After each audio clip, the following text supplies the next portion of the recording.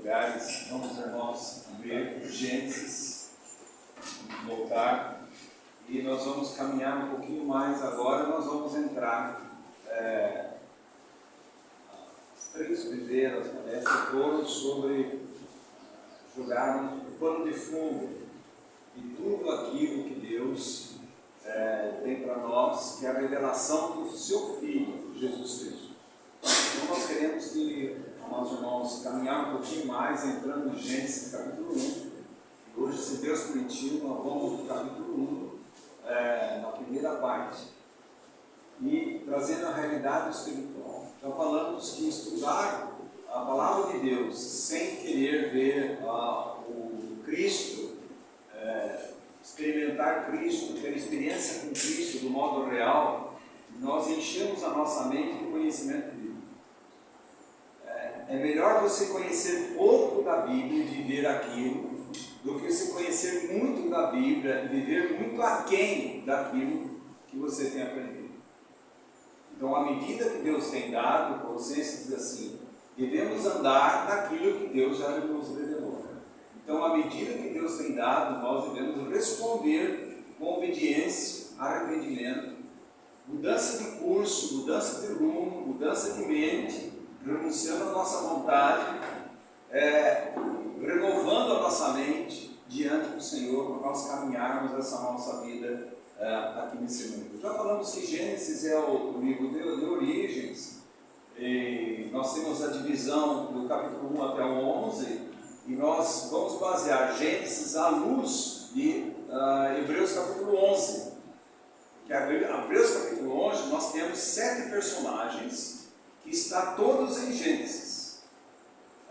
E também, claro que capítulo 11 tem outros, mas dentro de Gênesis nós temos 7 personagens que nós vamos estudar cada um deles. E o personagem começa com Abel.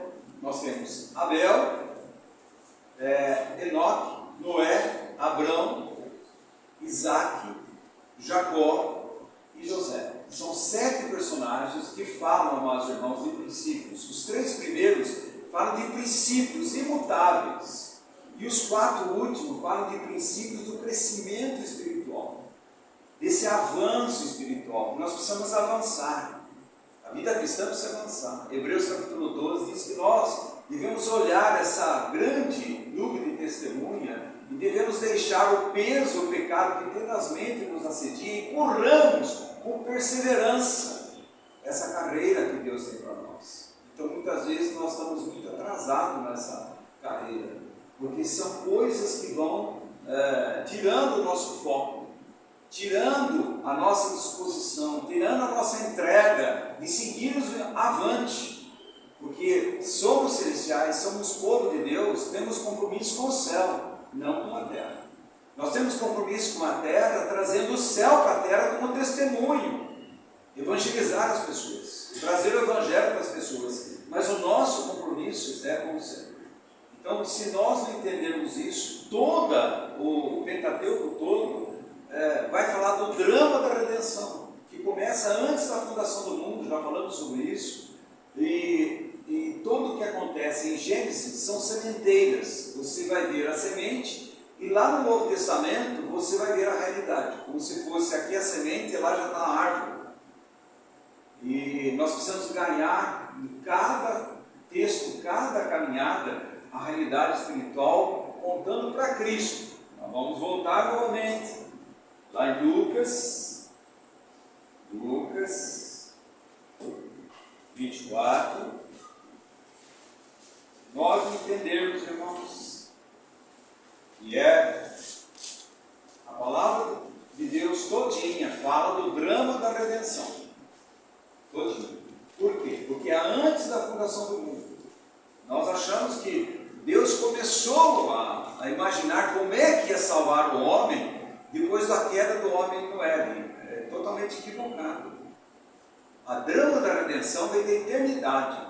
Já falamos sobre isso. Apocalipse 14 diz que o Cordeiro de Deus foi morto antes da fundação do mundo. Isso está na eternidade, amados irmãos. Tudo o que acontece na palavra de Deus ele é focado para a centralidade de Cristo e da obra de Cristo e a igreja. Então, quando você vê aqui Lucas 24, versículo 26 e 27, diz: porventura não convinha que o Cristo padecesse e entrasse na sua glória? E começando por Moisés, discorrendo por todos os profetas, expunha-lhes o que a seu respeito constava em todas as Escrituras. Isso quer dizer, nós precisamos ver Cristo nas Escrituras. E para ver Cristo, você vai dizer: eu quero ver, e daí? E daí, se nós estamos ganhando visão de Cristo, nós estamos ganhando, amados irmãos, uma vida de transformação. Se isso não tem abalado a nossa estrutura, se não tem abalado os nossos corações, as nossas mentes, nosso serviço, nosso caminhar, então nós não estamos vendo a Cristo. Ali diz em Atos, diz assim: todos os sábados reuniam os fariseus, os judeus, na sinagoga, eles liam as Escrituras. O que eles liam? O Velho Testamento. Mas ele diz assim: mas não viam Jesus. Eu e você também. Se nós lemos a Escritura do Velho Testamento e não ver Jesus, nós estamos que nem ele. Então, por isso que tudo nós trazemos para a realidade espiritual em Cristo Jesus. Ele vai continuar o texto de Lucas 24, 44. A seguir, Jesus lhe disse: são estas palavras que eu vos falei, estando ainda convosco. Importava que se cumprisse tudo que de mim está escrito na lei de Moisés, no Pentateuco, os profetas, 17, e os salmos, que são os livros poéticos, já falamos sobre isso. Aí diz assim: então lhes abriu o entendimento para compreender as Escrituras. Então nós precisamos crer. Senhor, abre o meu entendimento. Lá em Salmo 119, 5 vezes, que é o salmo da palavra de Deus, é o salmo do peregrino, ele diz 5 vezes: dá-me entendimento. Porque, amados irmãos, a Bíblia você pode trazer em vigor no seu coração, no seu pensamento. Mas se a Bíblia não intervir na minha vida, eu não conheci nada sobre a cruz. A cruz, ela intervém na nossa vida de um modo radical. E ela continua intervindo na nossa vida de um modo radical. Para quê? Para que nós apropriemos das insondáveis riquezas que nós temos em Cristo Jesus. Para que todas aquelas bênçãos espirituais, regiões celestiais em Cristo Jesus, nós possamos amar, viver, expressar, testemunhar a vida de Jesus. Então, como nós lemos lá em Gênesis capítulo 1, nós vamos começar devagar. Esses personagens são divididos são 7 personagens. Depois você lê em Hebreus, do versículo 4 até o versículo 22, você tem em Hebreus 11 os 7 personagens. Os 3 primeiros personagens, amados irmãos, fundamentam todos os restos. E os outros 4 personagens, eles vão dar essa característica de um crescimento espiritual. Você começa com Abrão, da terra de Ur, das trevas, e vai terminar com José. José é um tipo de Cristo. Olha a vida de José. Então houve um crescimento, uma vida de consagração, uma vida de profundidade, uma vida de testemunho e uma vida de expressão de Cristo Jesus. É um crescimento espiritual. Tudo leva, amados irmãos, para a pessoa e obra do nosso Senhor Salvador Jesus. No capítulo 1, nós já falamos um pouco sobre isso. Você tem algumas coisas que a palavra de Deus disse que assim se fez. Nós temos mais de 31 vezes. Gênesis. Deus disse e se fez. Mais de 31 vezes. Quando você vê aqui em Gênesis, você tem a origem do universo. Como é que tudo começou? Nós temos a origem da terra, a origem do homem, nós temos a origem do casamento. E nós vamos entrar nisso daí. E lembre-se que casamento, você já tem que olhar e ter a visão de Efésios capítulo 5, versículo 32. Eu estou falando de Cristo e a igreja. Deus trazendo toda a realidade para o seu filho. Nós vamos ver isso. A origem do pecado, apesar de que, amados irmãos, lá no céu houve uma grande rebelião. E depois aqui o homem, o primeiro homem que Deus fez, ele pecou. A origem do pecado, a origem da verdadeira religião, nós vamos ver o que é realmente o cristianismo verdadeiro e falso. A origem das nações. Deus chama um homem, faz uma família, e dali ele faz o quê? Uma nação. A origem das línguas diferentes, nós vemos lá em Gênesis capítulo 10, 11. A origem das línguas. Enquanto todos ficam, os antropólogos, ficam aí atrás de procurar como é que é coisa. Não, irmãos, a Bíblia já diz todos aí, nós cremos no que a palavra de Deus diz. A origem do povo escolhido. Do povo escolhido. Então nós temos em Gênesis capítulo 1 e 2. No capítulo 1, você já vai ver, no capítulo 1 e 2, você vai ver 4 realidades que você vai ver lá no Velho Testamento. A primeira realidade é a luz. A segunda realidade, amados irmãos, é a vida. Porque Deus fala e ali produz vida. A terceira é o amor. Por que Deus fez isso? Porque Deus nos escolheu, nos amou antes da fundação do mundo. O que rege o Senhor, nosso Deus, é o amor, a graça dele. E no final, a glória. Nós vamos ver o que quer dizer cada um disso. Então você tem, desde já no capítulo 1, em Gênesis, você vai ter a vida, a luz, a vida, o amor e a glória. Que tudo fala de quem? Quem que é a luz, irmãos? Quem que é vida? Quem é amor? Quem é a glória? Está voltado tudo para Cristo. Você está entendendo como nós precisamos ver Cristo em tudo que está na palavra de Deus? Porque o irmão antigo dizia assim: cada 15 versículos da Bíblia, se você não vê Cristo, você não leu a Bíblia.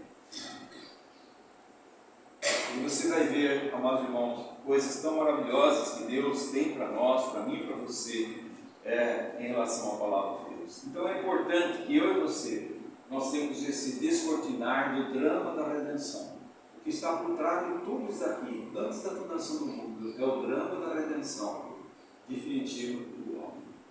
E isso, eu e você, nós temos que nos apegar a isso de um modo muito profundo. Então a palavra de Deus diz assim: no princípio criou Deus os céus e a terra. Aqui já no princípio, Deus é Elohim. Elohim é plural. Agora você diz assim, existem as pessoas que dizem assim: isso daqui, Deus criou o céu e a terra, e depois Deus foi fazendo ajustes daquilo que Ele criou. Bom, irmãos, é uma situação bem difícil. Entre o versículo 1 e o 2, você tem um hiato, e nós não sabemos. A única coisa, amados, que nós sabemos é lá em Isaías 45, olha o que diz a palavra. Isaías 45, versículo 18. Isaías 45, 18.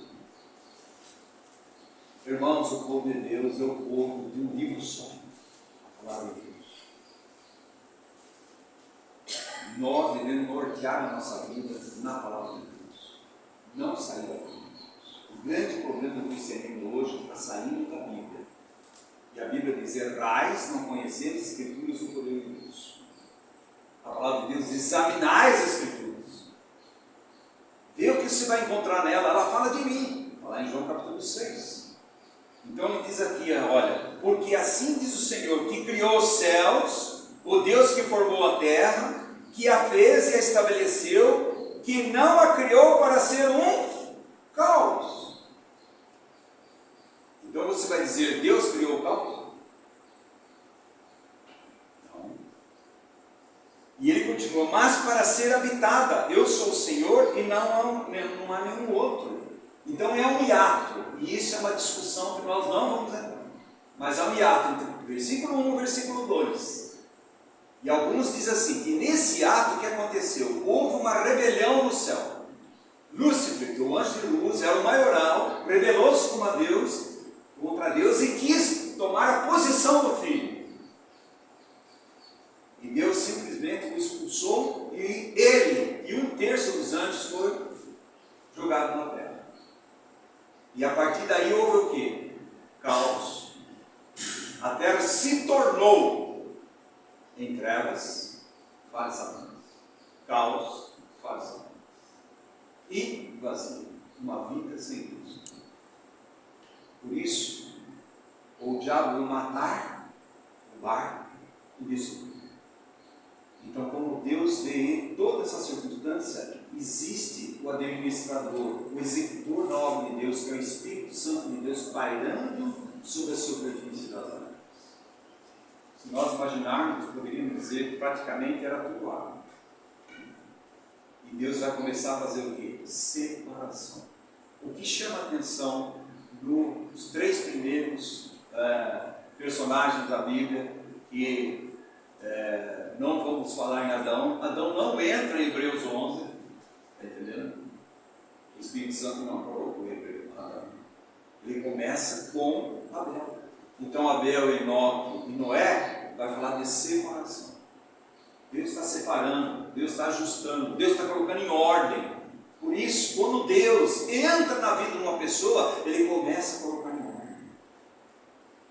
Quando o Cristo está dentro de uma família, Ele começa a colocar em ordem. Mas Deus só coloca em ordem dentro da sua palavra. E Deus dá um modelo. Tudo Deus tem um modelo. E o modelo é único. Ele vai construir o tabernáculo, o modelo é de Deus. Deus que deu.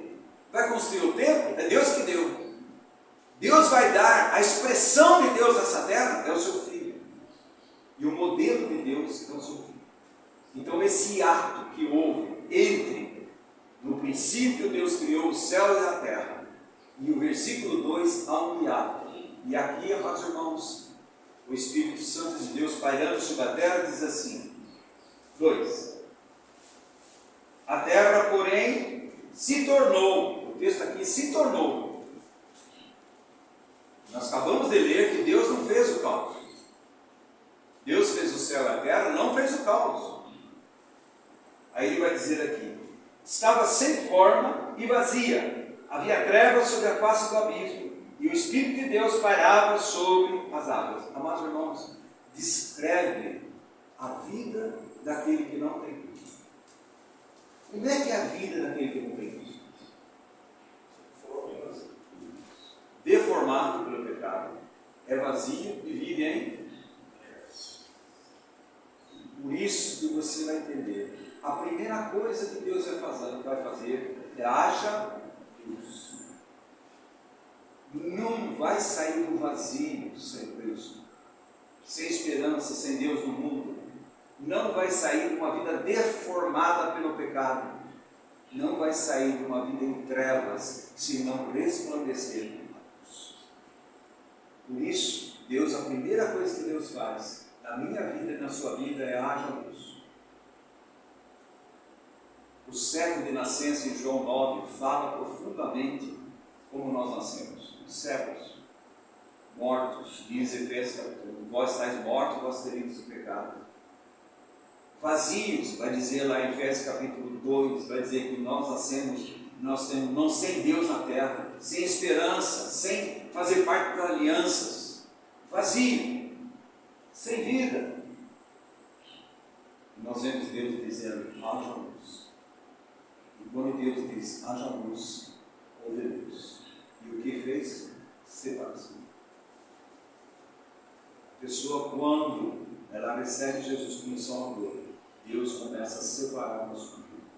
O que é luz e o que é trevas. O segundo personagem, amados irmãos, o que é terreno e o que é celestial.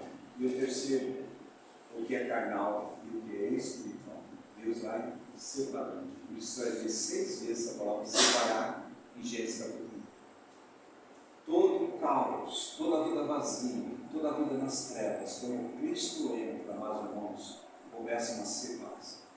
Tanto é que a palavra santo é separação. Santo é separar. Deus está nos separando. Por isso Deus nos chamou, amados irmãos, para sermos de Cristo. Mas também Deus nos separou para nós sermos santos, separados. Olha 2 Coríntios, nós lemos já ontem, capítulo 4, versículo 6. 2 Coríntios 4, 6.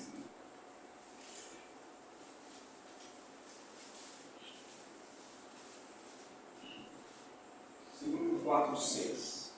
Olha só, é Deus quem disse. Quem é que disse lá? Haja luz e houve luz. Foi Deus. E ele diz, é Deus, porque Deus que disse, das trevas resplandecerá a luz. Ele mesmo resplandeceu o nosso coração para a iluminação do conhecimento da glória de Deus na face de Cristo. Como é que pode haver luz sem luz? E quando Deus diz, haja luz, houve luz. Um dia é um milagre de Deus. Deus disse, haja luz na vida dessa pessoa e houve luz. E aí começou a separação, meus irmãos. Nossos olhos foram abertos, nossas mentes mudadas, nosso coração mudado, nossa vontade mudada, nossa natureza mudada, a nossa filiação foi mudada, a nossa propriedade foi mudada, o nosso destino foi mudado, a nossa família foi mudada. Antes era a família do diabo, agora nós somos família de Deus. Antes a nossa pátria não era aqui, a nossa pátria é outra, agora nós temos uma pátria celestial. Então Deus fez separação, Deus vai fazendo aquela mudança em nossas vidas. E a primeira coisa é o novo nascimento. A Bíblia diz assim, se você não nascer do alto, você não pode ver o reino de Deus. Nascer do alto é nascer de Deus. É uma obra de Deus. E Deus disse um dia para mim e para você, haja luz e houve luz. Ele resplandeceu nossos corações na face de Cristo. O que é a nossa luz? Olha que a palavra de Deus diz lá em João, 1 João. Vamos estudando assim que Deus encaminhar, mas nós não temos pretensão nenhuma de fazer um estudo teológico profundo de Gênesis, você não tem essa capacidade nenhuma. O que nós vamos pegar são realidades espirituais, aquilo que está, Gênesis como sementeira para a nossa vida. Diz que é lá em Lucas capítulo 1, quando Jeremias fez aquela profecia, ele vai dizer assim, olha, o mundo que estava em trevas resplandeceu a luz. Está falando de Cristo. E aqui é a mesma coisa. Não adianta você falar para aquele que está em trevas que ele deve andar assim, assim, assim. Não adianta. E você temos que apresentar a cruz de Cristo, o único que pode abrir nossos olhos, o único que pode resplandecer a luz em nossos corações na face de Jesus. Ele ganhar um novo nascimento, o nascimento do alto. Está falando com uma pessoa cega, está falando com uma pessoa surda, está falando com uma pessoa morta espiritualmente. Por isso, amados irmãos, a Bíblia diz, vós estavas mortos, vós temos pecado, eu vos dei vida. E deu vida como resplandecer a luz do Evangelho da graça de Deus em nossos corações, na face de Jesus Cristo. Deus é luz, Deus não é trevas.